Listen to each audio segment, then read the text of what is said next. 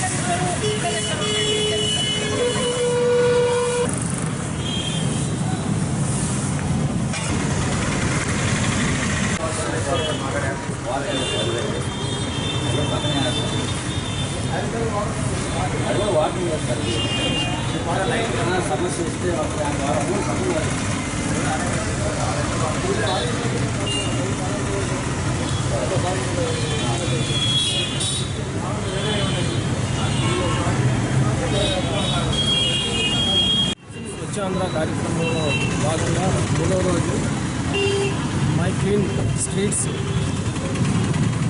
దాని మీద ఈరోజు పట్టణంలోని మెయిన్ రోడ్లు రైల్వే స్టేషన్ దగ్గర నుంచి సంగం థియేటర్ వరకు రోడ్లపైన డివైడర్ పక్కన ఉన్న మట్టి చెట్టించడమే కాకుండా రోడ్ల బ్రషింగ్ చేయించి షాప్ ఓనర్స్ కూడా పిలిచి వాళ్ళ సహకారం కూడా కావాలని వాళ్ళని కూడా కోరడం జరిగింది. కొంతమంది షాపుదారులు వాళ్ళ షాపుల ముందు కూడా క్లీన్ చేసుకుంటున్నా మున్సిపాలిటీ వారు క్లీన్ చేసిన తర్వాత మళ్ళీ రోడ్లపైన చెత్త చిందడం జరిగింది. అది గమనించి వాళ్ళని కూడా పిలిపించి వాళ్ళకి రిక్వెస్ట్ చేయడం జరిగింది. ఇక ముందు రోడ్లపై చెత్త వేసిన మీకు పెనాల్టీలు ఇస్తామని హెచ్చరించడం కూడా జరిగింది. కాబట్టి ఈ స్వచ్ఛ భారత్ స్వచ్ఛ ఆంధ్రప్రదేశ్ కార్యక్రమంలో ప్రజలు కూడా తన వంతు బాధ్యతగా సహకరించి ఈ స్వచ్ఛ గూడూరుగా తీర్చిదిద్దడానికి సహకరించవలసిందిగా స్వచ్ఛ ఆంధ్రప్రదేశ్ దాంట్లో భాగంగా మన గూడూరులో రోడ్లు వీధులు శుభ్రపరచడం. ఈరోజు ప్రోగ్రాం 3వ రోజు వీధుల్ని శుభ్రపరచడము. మెయిన్ రోడ్లలో ఉండే అంత మట్టి అంతా కువ్వలు చేసి అదంతా ఎత్తించడం, ఈ డివైడర్స్ పక్కనున్న మట్టి అంతా తీయించడం జరిగింది. ఈ షాపుల వాళ్ళకు కూడా షాపుల్లో డస్ట్బిన్స్ పెట్టుకోమని చెప్పడం జరిగింది. ప్రతి ఒక్కరూ డస్ట్బిన్ పెట్టుకోవాలా. అలా పెట్టుకొని దీంట్లో వాళ్ళకి ఫైన్ వేయటం జరుగుతుంది. తప్పనిసరిగా డస్ట్బిన్ అవసరం. ఎందుకంటే ఇప్పుడు మేము శుభ్రపరిచి వచ్చే దారిలోనే మళ్ళీ చూస్తూ ఉంటే వాళ్ళు షాపుల్లో చెత్త తెచ్చి మళ్ళీ బయటకు వస్తూ ఉన్నారు.